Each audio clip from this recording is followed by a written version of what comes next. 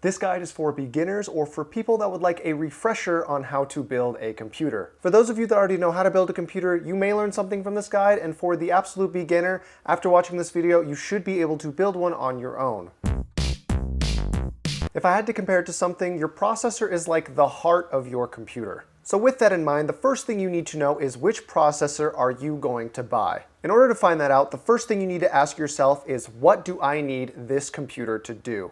If you're just going to search the internet, watch videos, and play games that aren't very demanding like League of Legends, Overwatch, or basically any other esports title, then you can settle for a lower-end CPU like a Ryzen 3 1200 or an Intel i3. Now what I just said might confuse you, so here is a quick explanation. Those processors I just mentioned have a lower core count than most processors and have a low to medium range clock speed. Inside a processor, the more cores and threads you have, the stronger it will be and the more it will be able to handle. The clock speed of a processor kind of follows that same principle in that the higher the clock speed is, the stronger it will perform. Some programs and tasks are more demanding than others. For example, League of Legends could be run on a single-core processor, while advanced 4K video rendering and special effects would need 8 cores with a high clock speed to perform at the expectation. If you want the best processor for you, look up the game or programs that you plan on running with the phrase recommended requirements afterwards, and there should be plenty of articles or videos telling you which processor you should get. As the name implies, this part is to keep your processor cool. A processor gets very hot while performing tasks and needs help staying cool in order to keep doing so. Without a cooler, your processor would fry. Now, most processors have an automatic shutdown feature when they get too hot, but either way, you never want your processor to get there. There are two main ways to cool your processor, which are air cooling and liquid cooling. Both have their benefits, but for a beginner, I would recommend air cooling since it's a little bit easier to install. Now, some manufacturers sell CPU coolers with their processors, like AMD with their Ryzen chips. Most of the time, these processors are sufficient, but if you plan on doing something like long-term gaming or extreme content creation, then I highly recommend getting a beefier cooler. Now, your motherboard is the main hub for your computer because this is where all the parts will get connected so that they can work together. There are many different motherboards to choose from, but after selecting your processor, there will only be a few specific models that you can use. The way you should think about this is as follows. Each processor belongs to a specific generation. Intel has processors that belong to a 2nd generation, 3rd generation, 4th generation, all the way up to the current 9th generation. Each generation has its own name, which you can easily Google if you would like to know them. As for AMD, they have Summit Ridge, Raven Ridge, and Pinnacle Ridge, or as they are more commonly called, Ryzen processors. The reason you need to know that is because there are motherboards that are built specifically to support 1 and sometimes up to 2 generations of processors. But not only do certain motherboards support specific generations, they also support specific socket types. Each processor has its own specific socket type that you need to know so that you can choose the correct motherboard. So when selecting your motherboard, you need to know 2 things. Does it support my processor's generation, and does it support my processor socket type as well? There should be a few options for you to pick from once you find motherboards that fit those 2 qualifications, and by the way, some will be more expensive than others. From my experience, the cheaper ones will be plain looking and sometimes have issues, and the more expensive ones will have a lot more features and look a lot nicer. If I were you, I would just get something in the middle.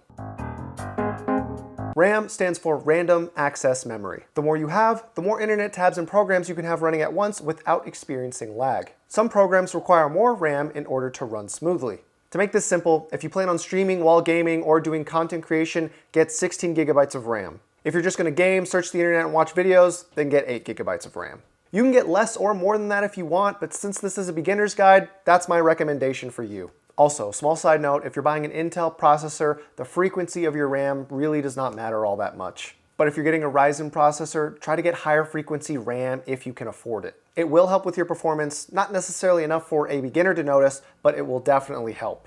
It will help with your performance, maybe not enough for a beginner to notice, but it is definitely worth it. One last thing about RAM, there are actually different types of RAM. If you want to know which kind of RAM you need, if you check the specifications of the processor you buy, it should tell you there. For the most part though, if you were buying a processor that was made in late 2015 onwards, you'll most likely need DDR4, and if you bought a processor that was made in 2015 to as early as 2007, then you will need DDR3 RAM.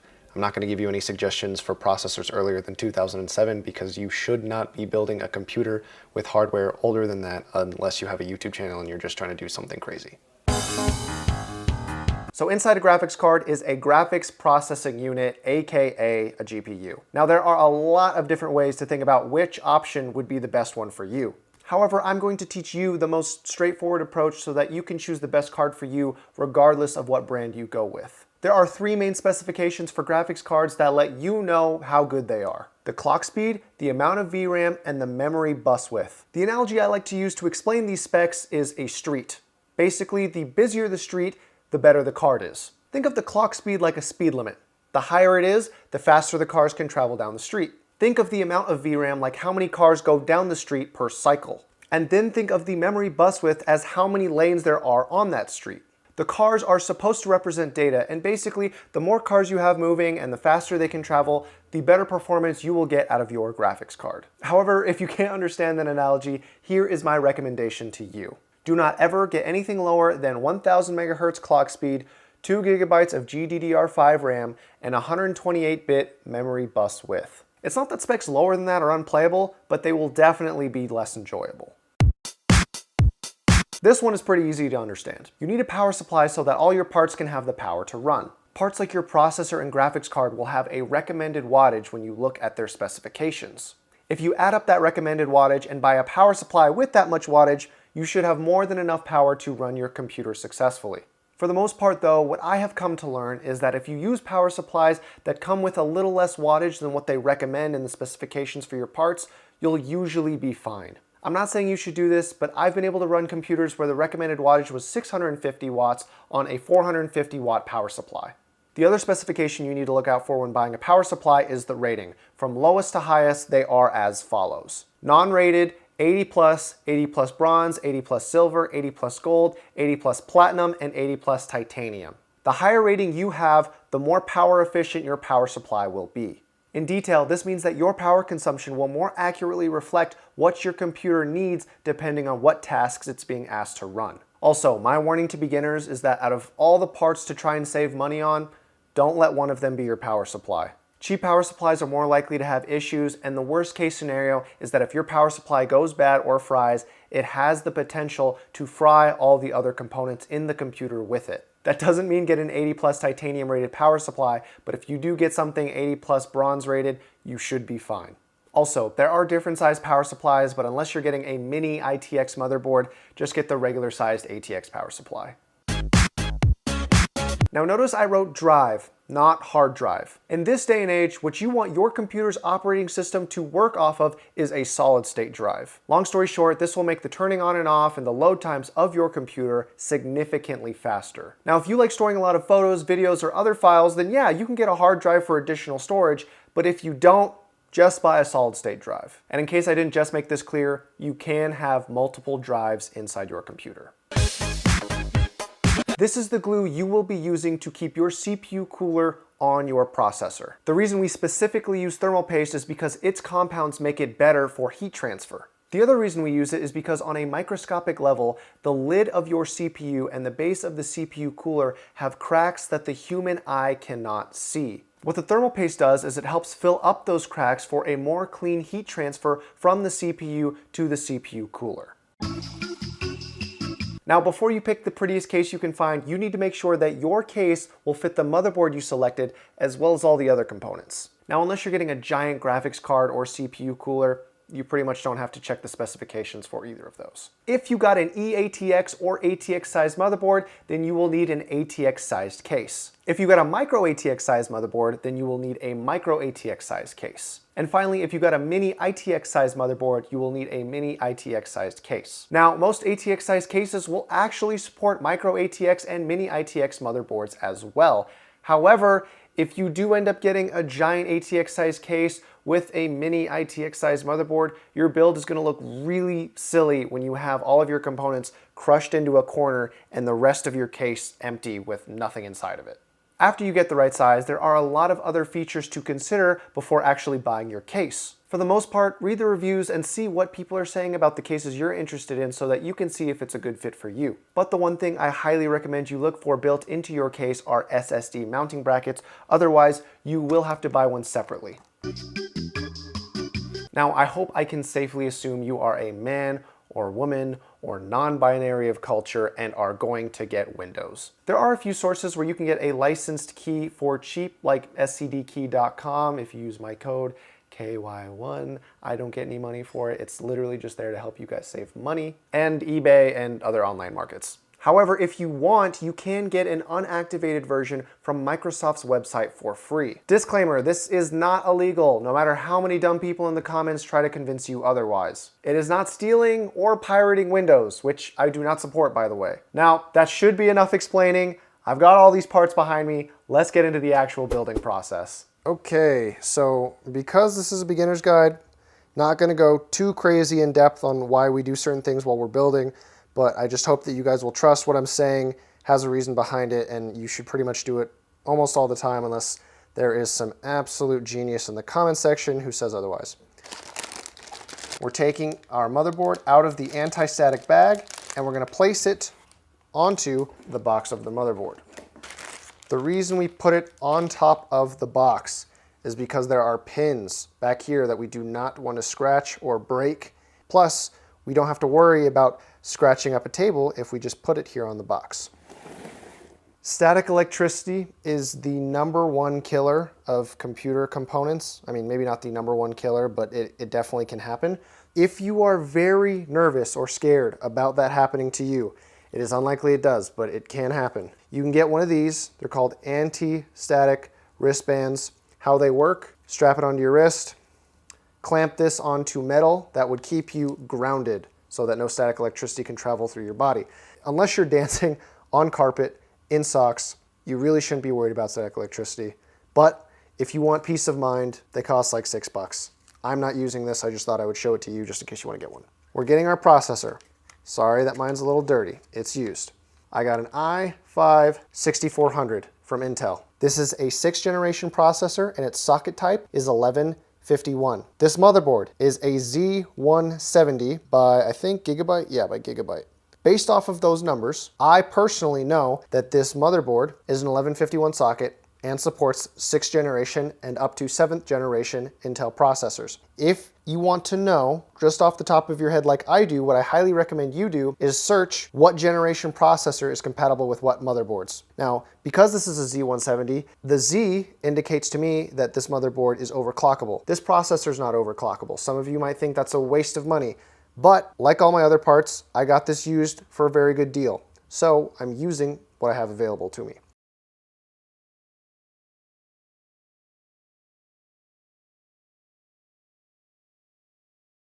Now, we're going to take the clamp off of the CPU socket. We'll just lift this back. It's not sensitive at all, don't worry about it. Now we're going to place our processor in the socket. How do we know which way it goes? It's a square. Well, if you look on the processor, there's always a little arrow that points where it should line up on the motherboard. There's another arrow. So we're going to gently drop from like point blank range our processor into that socket. It's not correctly lined up yet. There it is. Now notice I didn't push it, I didn't tamper with it or mess with it because there are pins that connect the CPU to the socket. You never, ever, ever, ever force the processor into the socket. You should just be able to gently place it in there. If you feel like you have to force it or it's not sitting in all the way and laying flat seated, there's something wrong. One of the pins are bent. You're gonna have to do your best to straighten it out. But since that isn't the case for me, I get to now put the clamp on and firmly keep our processor in place. Next thing we're doing, these are the RAM slots. Because motherboards these days are fairly nice, this isn't just, painted red and painted black to fit the color scheme. I mean, it does do that. But you'll see these are dual channel RAM slots. Now I could go on about that, but just know that because they're color coded, if you get a dual set of RAM sticks, which you typically should, you will place the RAM sticks into the corresponding colors. Since I know I'm going to be working with a fairly large air cooler, I'm going to give myself a little bit of space, and I'm going to take the RAM sticks that I have here, and I will line up the pins and gently place them in here. This CPU cooler is going to be pretty large, so I want to give myself that extra little bit of space if I need it. So you look at the brackets, there should always be a way to open them. This side does not pop open, so it's a one side open for the bracket. Most new motherboards work like that. And I'm gently placing it in the DIMM slot, is what we call this, and pushing it all the way in until I hear that click. Both sides. Now I know that my RAM is correctly placed inside the DIMM slot. And push it in until I hear that on both sides. So now that I know my RAM is correctly placed inside the motherboard. Next thing we're moving on to is the case. Put this to the side. Now, you might be wondering, why does this case have a see-through panel? Well, tempered glass and looking inside your build these days is kind of a trend. It's very popular. It looks nice, you know? I like my cases that way. If you want to get one that way, there should be a lot of cases like that for you to choose from.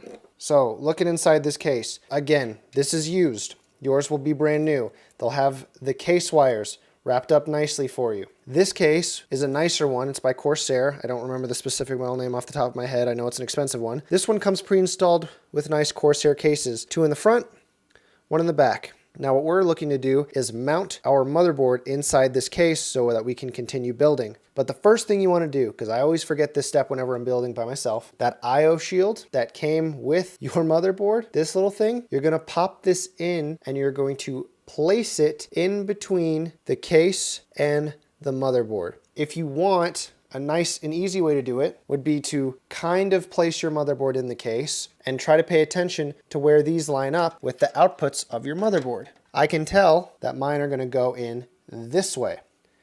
And I'm going to pop this in here through the side. Now I know you're not getting a good angle, but what I want you guys to know is that when you are putting this thing in, it's a little rectangular shape. It's got these little silver wedges on the outside that are meant for you to pop in to the case, and when you get it right, you should hear a little pop. Still push. See, like that. See, I'm pushing. There we go. Now I can seat my motherboard. Now some cases will make you screw in these little raised bits before you can screw down your motherboard. So that's where I know I'll be able to put a screw through my motherboard to line up with these little screw bits. I've got 6 here. I could definitely put in another one. I'm a little bit lazy. I usually don't put in every single screw through to my motherboard. You probably should do that, and I'm showing you bad practice. So I'm making sure that my outputs on the motherboard line up with the I/O shield, getting all the case cables out of the way first. Make sure that they're pushed through the side. And what I'm checking for here is to see if the outputs on the motherboard are going through the I/O shield correctly and that the holes line up correctly so that I can screw through into the case. Most cases will come with a bag full of screws. Not most, all should. And what you're going to look for is the screw that it's got a circular base with a hexagon screw head.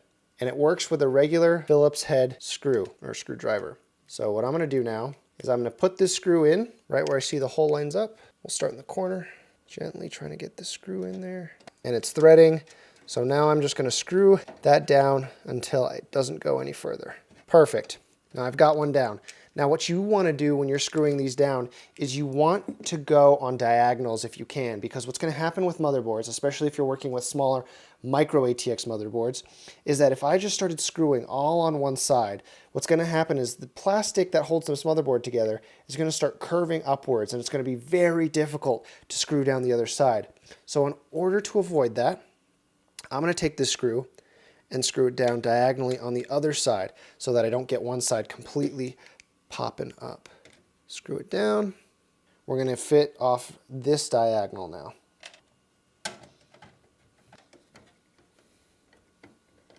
A small side note while I am putting in this last screw, you never want to force the screw in super tight. Like you want to go until you can't really move it anymore, but there's always that little point where you can really force turning the screw more if you want, but I highly recommend against doing that. The reason I say that is because if you ever want to take the motherboard out, those little screw sets that are in between the case and the motherboard right now that I pointed out earlier, those can still be turned. If you screw this too tight and you start turning those at the bottom, you've basically permanently fixated this motherboard to this case. And something I highly recommend doing once you get into PC building is making it so that you can reassemble this, because what you can do and what you should do is when you look to upgrade your computer, is you make it easy to sell your old one so that you can subsidize costs for the new one. So we've got the RAM in, the motherboard's down, mounted on the case, processor's in. We could do one of two things right now. We could put in the graphics card, or we could put in the CPU cooler. Either one works. I personally am going to go for the graphics card next, so I'm going to get that out right now. So we have an MSI GTX 1050 Ti, and you'll probably notice by now, but I am going for a black and red theme. It's not really anything that you should be too concerned about your first time around, but if it's something you want to do, it does make the aesthetic of the computer look a little bit nicer. Now you'll notice here with this motherboard that this has 3 PCIe Express 16 slots. Now it's pretty intuitive with your graphics card having as many pins as it does to put it in one of these slots. Which one do you want to use? Well, as long as it says PCIe X16, any of them will work. If it says anything lower, like it does here, PCIe X8, you want to avoid that. It'll lower the speed of your gaming performance just a little bit. I'm not going to go too into detail with that. That's something you can look up in another video. But see, I can notice here it says PCIe X16, so I want to put it in here. I'm going to go ahead and take out these brackets on the side here of the computer. You can unscrew them by hand, but it's easier with a Phillips head screwdriver. So I make this mistake all the time. It's not really that big of a deal, but I misjudged where the graphics card would line up in terms of these little brackets. So since I'm working with a nicer case, I can actually unscrew them and screw them back in. If you're working with a cheaper case, you will notice that sometimes with these little brackets, you actually have to break them off and can't unscrew them like I'm allowed to right now. If you have that, and that's your situation, what you want to do is make sure and line up by placing the graphics card somewhat near where you're going to put it in, that it matches up to the correct brackets that you're going to break out. So you don't have to break out any of the brackets that you don't need to, because you don't want like holes in your computer that you don't need to be there. All right, so I just made a mistake. I realized that the cooler we are using for our processor actually has a back part that needs to go on the back of the motherboard before I can mount the heatsink of the cooler on top of our processor. Fortunately, I haven't gone too far into this build, so what I'm going to do now is I'm going to unscrew all 6 of the screws that we've used to mount down our motherboard into the case and try to gently slide that bracket into the back so that I can put the CPU cooler onto the processor when I get time. So this isn't the first time I've made this mistake, but this is a good teaching moment. I hope that you guys know when you're building a computer, you will have these little slip-ups. It will be a little bit frustrating, but don't beat yourself up too much. It happens to everyone. This is probably like my 30th build, and I've forgotten to do it now. So if you forget to do it on your first one, not a big deal.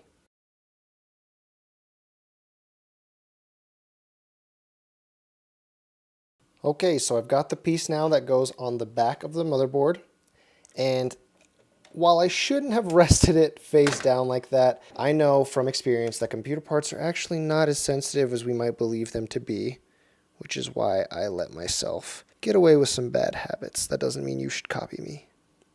So now that I've gently placed them through those holes, I'm going to flip it back over while holding it in place, and I'm going to keep these holes in place now by screwing them down with the parts that came for the CPU cooler. Now, your CPU cooler might be a little bit different from the one that I'm using, but for the most part, it should operate in generally the same way. There may or may not be a back piece that you have to clamp in there from the back before you screw it down, before you can mount your heatsink.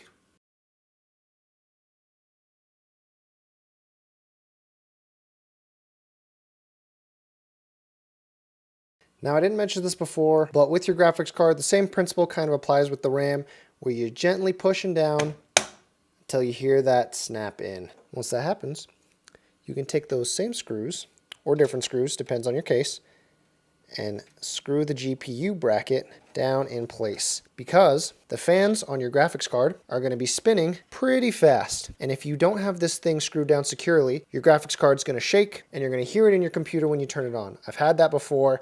It gets very annoying very fast. So make sure this thing is in a secure position. So now the next step you would believe that you would want to put in the CPU cooler, the heatsink, and the fan that go with it, but we're not doing that yet. The reason we're not doing that yet is because I'm going to show you guys all of the different connections really quickly that still have to be made. So we have a case fan connection here. We have the CPU power here. We have the CPU cooler right there, the 24-pin motherboard power connector here, potentially another system fan here. We have the USB here, and we have some case connections for the panel right here. Now, like I noticed up here, if I put in this giant heatsink, and this isn't even all of it, this is the fan that still needs to be attached to the side. If I put this in right now, it would not be easy at all to reach back here and put those extra connections in. So what I'm gonna do to make this a little bit easier on myself is I'm gonna open up the back side of this case now, and I'm gonna start installing our power supply so that I can correctly cable manage everything the way that I want it as best as I can before I put in our CPU cooler. So your case might be bigger. There might be more space for your hands up here if you were to install your CPU cooler before plugging everything in. But I'm noticing here that's not going to be the case for me. So I'm going to go ahead, install the power supply, make sure I have all my connections made to the motherboard the way that they need to be. So power supply, let's unbox it. Now it should be pretty intuitive where this thing's going to go. We're going to take this, put it at the bottom of the case. Now, there's a big debate sometimes, well, it's not too big of a debate. Most of the times people would say the fan should actually be facing downwards so that any dust gets blown out through the bottom of this ventilation system in the case. However, you have to take into consideration the airflow coming into your case and the airflow leaving your case. Now, if I look at the fans here, I can tell that because the blades, they're kind of showing this way instead of this way, I guess concave, convex, I don't know which one it is, but because the fan blades are bent like this, I know that air is going to be sucked in and blowing this way into the computer. And if I look at the two front panels, because they're faced like this, pointing outward, I know that air will be blowing out through here. So the only air coming into this system is actually right here. So if I really wanted to, I could flip this fan face up like so, but I know how good Corsair fans can be. And I know that if I really feel like I'm lacking airflow, I can install some more fans up here. So what I'm gonna do is install the power supply with the fan facing downwards. Every case is pretty much the same. There are 4 very obvious screw holes that you need to line up for your power supply on the side. 1, 2, 3, 4. They're pretty much all directly in the corner. It is very obvious where these screws should go. So once you got your power supply lined up with the rectangular hole, screw the screws in.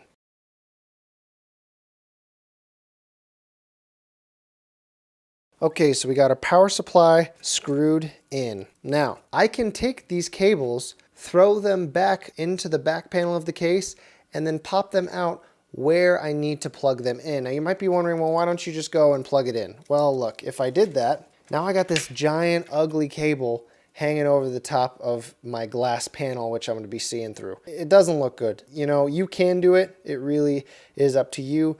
But like me, once you start to really like and enjoy PC building, you don't really want to settle for mediocre. So what I'm going to do is I'm going to pick out the cables that I'm going to do first.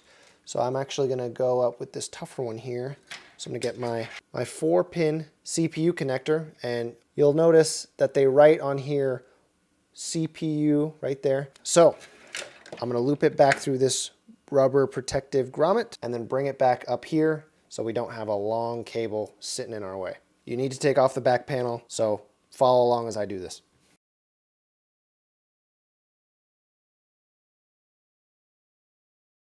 Okay, so now I have my CPU cable up here ready to be plugged in at the top of the motherboard. And this is basically the shapes game. If you played this when you were little, the correct shape goes in the correct hole. Not too hard to figure out, even if I don't do a very great job of explaining where certain power connectors go on the motherboard. If you really are struggling that much, just count how many pins there are. This is an 8-pin hole. I've got a total of 8 pins here, 2 4-pin connectors. I'm gonna put them in here. Put them in until you hear that pop. Give them a light tug. If they don't come out, they should be in correctly. Now you move on to the next one. I'm going to go ahead and do this 24-pin connector here.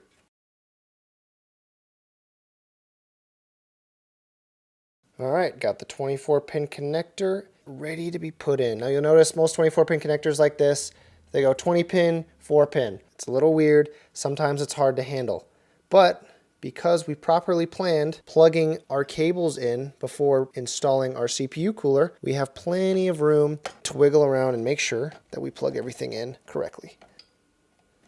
Another connection we need to make is for our graphics card. Now, not all graphics cards require power. You can tell right here by looking at this 6-pin connector that this one needs power. So what I'm going to do is I'm going to look for a VGA cable right here. See that this one has 6 pins? That's what we'll be connecting into here. Okay, so this only needs one 6-pin connection for this graphics card. Some need 2. I'm going to go ahead and plug it in, and you'll notice that now we kind of have this little ugly other 6-pin hanging off here. The reason this is here is, like I said, some graphics cards need so much power that they need 2 6-pin connectors. Now I don't like this just randomly hanging off like that. It looks kind of ugly. Could you cut it off? Yeah, I mean you could, and this would work fine, but then you'd have to worry about exposed wires. Now I'm going to take one of these twisty ties that basically come with every computer package you'll ever buy and just gently lay this cord next to the other and tie it off. Looks a lot better already. Now that I've gotten all of our power supply connections to the motherboard, processor, and graphics card, all that's left is to make sure I have all of the case cables connected to the motherboard as well. We'll do this one. This one's pretty simple. This is for the USB ports at the front of your computer. And if you have a newer motherboard, which I really encourage you to get, it's really easy to line this up. Like I said, shapes game. But most of them just really big inside the port say USB 3.0. So go ahead and find one that's very comfortable for your cable and just pop it in there. Very simple. All right, so now we're going to be doing what I think to be the hardest part in a computer build process, which are the panel connections. They are the skinny, tiny little connectors that come from your case, and there'll either be 3 or 4 of them, and they'll read off as HDD LED, power switch, power LED, and the optional one that is sometimes there, not always there, is the reset switch. Now, in newer, nice motherboards, they'll have a nice little like kind of rainbow color coding to show you where they should go. On older motherboards, they do not have that. And sometimes they don't even do what this motherboard says, where really big on the board, it says panel. So it tells you where it should be. What these cables do, they give your power button a little ring light to let you know when it's been turned on or off. And it allows your power button to work in general in the first place. Each of these little cables has a positive cable and a negative cable. Most of the time, what has worked for me so that you don't always have to read the manual is making sure that the writing on that cable is facing outwards. They're never facing inwards towards each other. That's usually all it takes to make sure that you get the positive and negative cable oriented in the right direction. Because if they're not oriented in the right direction, if it's facing the wrong way, it's not going to work. So I don't need to pull up the manual for this motherboard because, like I said, this is a nice motherboard. It tells me right below the little rainbow pattern where the power LED, the power switch, the reset switch, the HDD LED, where all that goes. The part of this that is really the most painful part after identifying where it goes is gently making sure you get these pins to go in correctly. I cannot emphasize how often it's taken me to get, I'm going to just go ahead and start trying to do this, how often I have failed numerous times trying to get these little pins in the right spot just because they're so skinny and so small. So out of everything that you'll do with your build process, I can almost guarantee you this one will be the most frustrating. Okay, so fortunately it didn't take me too long to get the panel pins in there. The last thing we got to worry about is the HD audio pin. So this also comes from your case. For the most part, what I found with motherboards, at least the ones that are made more recently, it's always in the bottom left-hand corner of your motherboard. Nowadays, like I said, they make it a little bit easier for you to find these connections. It says audio nice and big inside there. It's really hard to make that mistake. But in order to make this cable management a little easier, I'm going to run this cable down one more grommet just so I don't have it laying over the entire motherboard. Make sure I got the pins lined up correctly. So with your HD audio cable, There is randomly one pin missing, so it makes it a little bit easier to line up when you flip it over and pay attention, make sure the socket matches the actual pin. That wraps up everything except for some case fans. So you kind of just match these little 4-pin connectors into anything that says sys fan or case fan will be a good option for your 4-pin or 3-pin, sometimes 3-pin fan connectors. There are other 4-pin slots that are not meant for case fans. There are ones like your CPU fan, and that's usually marked by, I believe it's CPU opt, so it's CPU underscore OPT. That one you don't want to use a case fan for. That one goes for your CPU cooler. That fan speed will go up and down depending on the heat of your processor. So I'm just going to go ahead and lock it in. Another side note, these connections can be a little bit tricky. They're similar to the panel pin connectors in that they're skinny little pins. So don't be too forceful. Be very careful when you put these things on. You don't want to ram them in there because if you bend a pin, you're going to have to unbend it. And once you start bending very thin metal, it makes it more likely to snap off. So just be very careful. Looking for my third and last case fan connector. So it looks like everything but our CPU cooler has been plugged in and installed, obviously other than our solid state drive. So what we're going to do now, these extra pins or these extra connectors, we might still need these later in the future. We don't know, but we don't just want them hanging out laying on top. So what we're going to do is we're going to take all these connectors and we're going to push them through these rubber grommets into the back of the case. And if we do need something, we can connect it back there so that we're not showing any of these ugly cables.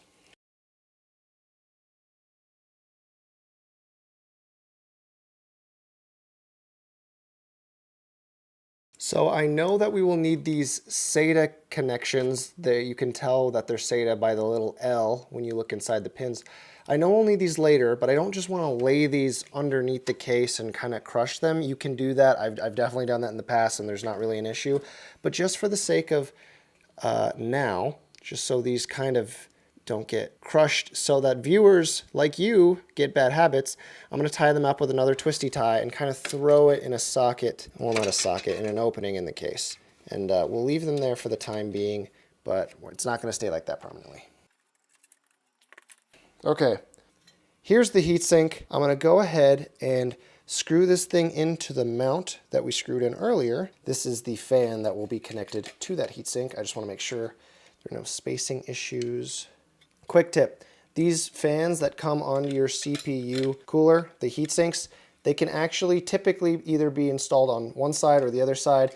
I think for the most part they always come pre-installed, so the fan snaps on, like I just have it now. In order to get it off, you just kind of lift these little clamps.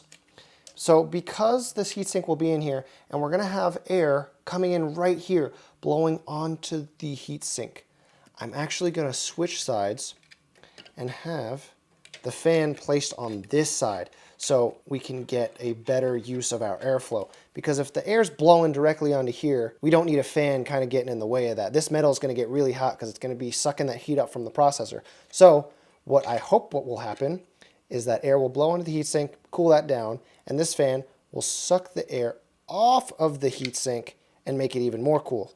That's the hope, at least. Now that we've got it snapped on, we're going to go ahead, line up the screws, and get our CPU cooler in place. Oh, guess we can't get it in place because the fan is actually in the way now. So, screw the heatsink down first, then install the fan afterwards. Hi, this is Chris from the future, and I'm here to let you know that for whatever reason, the footage of me applying thermal paste onto the processor is corrupted for whatever reason. And as much as I would like to be able to demonstrate that for you, I'm just going to let you know how it kind of went down. Basically, you take your little tube, you uncap the top, you put a little pea-sized drop on it. There are a million different ways people tell you all over YouTube on how to apply thermal paste. I go with a little pea drop. Other people say X, they say a little line, they say a little swivel, an S, whatever. I put a little pea drop in the middle because once you put the CPU cooler on top of it, it's going to mush and spread out. And the most important thing you want to do is cover the very center of the processor You want to cover the whole top ideally, but the main source of that heat is coming from the little silicon chip right in the middle of your processor. So enough from future Chris. Let's go back to the video, but I just thought I'd let you know that I did apply thermal paste, so don't think I didn't. Same rules with screwing apply as last time. Screw it down, not so tight that you ruin the screw connector underneath, and always do a diagonal. You should always expect the fourth and final screw to be the most difficult. It's always the one that wants to go down the least. Okay, perfect. So it's on there, looks good. Now I notice that before I can put this fan on here, that the CPU opt port that we talked about earlier is actually going to be blocked if I just go ahead and slide and clip the fan on. So what I'm going to do is I'm going to attach that before, if it'll go in. Yeah, I'm going to attach that before I snap the fan onto the heatsink. Make sure that you always plan ahead when you can in PC building, because it will pay off dividends and it will save you headaches. I promise. Looks like it's clipped on pretty safe. I'll try to tuck this wire away as best I can. And everything looks pretty good. We've almost got a fully built computer. The only thing left, the drive, our solid state drive. Now, I'm sorry again if I'm confusing you guys with the packaging of, like, you know, my processor or my solid state drive. I always get my stuff, not always, but most of the time when I'm doing builds for you guys, I get my stuff secondhand. Saves me a ton of money. So let me go get some scissors. I'll cut this bad boy out and we can wrap up the build. So remember, like I talked about before, when it comes to looking at the features of your case, well, you'll notice that there are no brackets that you can see that fit this drive. Real quickly, we're going to check the back. Oh, look at this. Lucky us. So this case actually does come with some solid state drive brackets. As you can see, they will fit our 2.5-inch solid state drive. And what we're going to do now is get the right screws. They should come with your case or solid state drive. I'm going to have to go find some because, like I said, all my stuff's secondhand. And you'll screw them into this little bracket. Let's see if I can get this out. Oh, you got to unscrew them. Jeez. Not all cases have similar SSD mounting brackets. There we go. And let's see, where do the screws need to go? You want to make sure that your SSD is facing outwards so that you can connect your power and data cable. Oh, you might actually just be able to... The way this SSD bracket is built is so that you actually don't have to screw it down. It looks like you can if you really want to, but since this doesn't look like my drive's going to be moving all that much, I'm shaking this and there's almost no wiggle room in here. I mean, there is no wiggle room in here. I'm actually just going to go ahead and screw this thing back down onto the bracket. This thing was made really nicely, so I don't have to do this. But like I said before, if your case does not come with a solid state mounting bracket like this one does, you will have to buy your own. Okay, if this is our drive, if this is where our operating system is going, how do we connect that to the rest of our computer? Well, you need two things. You need to be able to power it, and you need to be able to get data from it. So here, it's called a SATA cable. This is the smaller one. The smaller one is for data. So we're going to go ahead, connect this cable through here, and then before I line it up through the grommets, I'm going to check to see where the other SATA cable port is on the motherboard before I go and do that. But like we said before, we also need the power cable. So I'm going to undo this twisty tie that I did earlier, hold these cables for me. So let's see, we have a few, but I'm going to go ahead and use this one because I think it'll give me the best possible control later for when I actually want to tie all these cables up in the back. So you plug, go it in all the way. I heard it pop, or not pop, but snap into place. Now be careful. These SATA cables, these L brackets are very easy to break. You break this thing, you're going to have to get a new one. They're not easy to fix. They're just a pain in the ass once they break, so make sure you don't break it. I'm going to look for where a SATA port is. They're right here. Sometimes they're stacked up on the side. You don't look down directly at them. They're coming in from an angle. I need to slide my SATA cable through.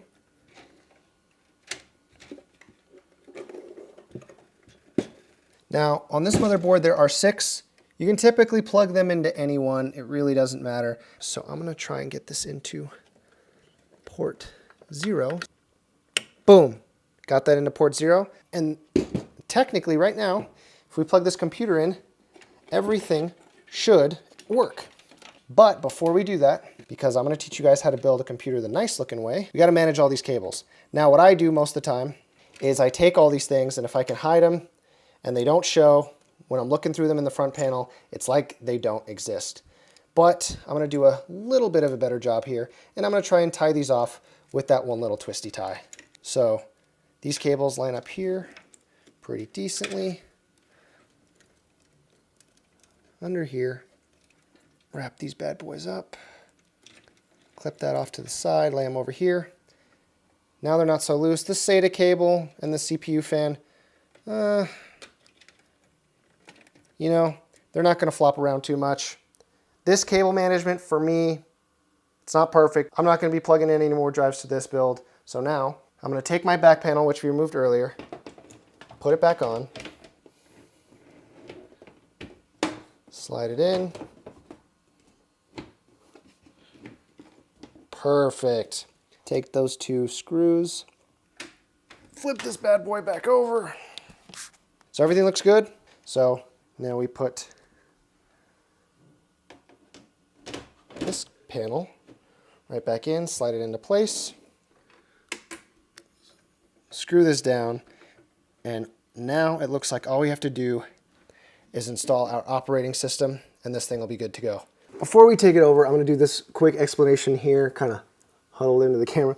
I have Windows 10 installed on this little thumb drive. This is the unactivated version I told you about. There are plenty of tutorials on YouTube that show you how to get an operating system, Windows 10, unactivated for free. The one specific tutorial that will be best is actually made by Nerd on a Budget by Danny Lee. He goes over and shows you how to install one onto a USB thumb drive, so I'm not going to show you how to do that. Go search that tutorial. Before we even turn the computer on, we're going to plug this into one of the USB ports. I'm plugging it into the front panel. You could plug it into the back panel, whichever one you want, but it's plugged in. So as soon as we turn this thing on, you guys are looking at the screen, you'll know what and where Windows 10 is coming from. At this point, you should have the power cable that came with your power supply plugged into the computer, plugged into the wall, and at the very least, have your mouse and keyboard connected to the USB ports in your motherboard that, you know, came through the I/O shield, and then have the USB stick that has Windows 10 on it plugged into another USB port coming out of your computer. Small side note, before you press the power button on and you freak out and think that it's not working, make sure that that little power switch on your power supply has the little dash pushed in, because that means on. You can turn on and off the power supply on custom built computers, so make sure that's going on before you freak out. Hey, there we go. All right, so okay, nay. Reboot and select proper boot device. Okay, it looks like I just have to press F12 the second the computer comes on. Delete or F12, either one. Delete.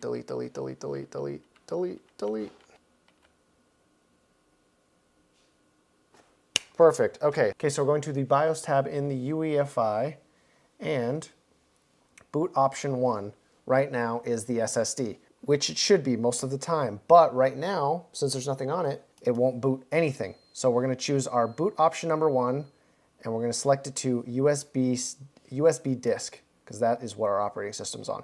And then boot option number 2 is now our SSD. So with that, we're going to move up to save and exit, hit save and exit setup. Double click that, save, configure, and reset. Click yes. Now the computer's resetting. We should be booting off of the USB stick with Windows 10 on it now.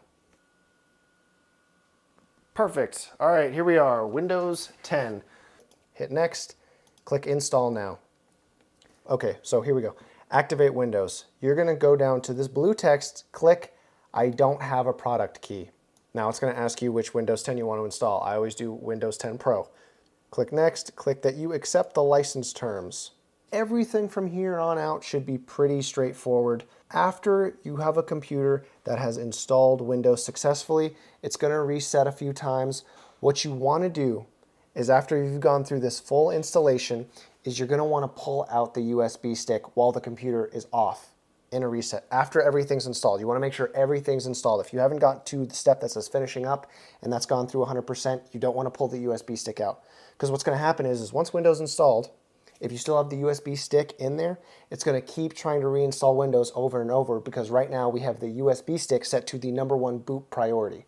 Once that USB stick is pulled out, the only other thing that the computer will be able to boot to is that SSD, which should have Windows 10 on it after everything has installed like I said it should. So that's pretty much the end of this video. I'm going to try to get a better camera angle for this outro. And that is the end of this video. It was a lot longer than I thought it was going to be, but hopefully I can edit this down to a very digestible length for you guys. If you found anything confusing, please leave a question in the comments. If it is relatively simple to solve, I might tell you to search it and Google it on your own, because for the most part, every aspect of computer building typically will have an entire answer in video format on YouTube, because there are so many facets to computer building. It's very hard to condense it all down into one simple video. So I hope that you guys understood everything. I know that I kind of rushed through the Windows installation. If it was confusing at all, again, I know this is a little bit of a cop-out answer, but I highly recommend that you go search a tutorial on YouTube. Installing Windows 10 is pretty easy. Even if you've never done it before in your entire life, there are only a few options, and it takes common sense to just, get the thing done. But I hope that you guys found this video somewhat entertaining or informative in any way, and I hope you enjoyed it as much as I did. Thank you guys so much for watching. I know you guys have been asking for this video a lot, so if you can, help me out, share it, like it, comment, whatever. And as always, have a great day.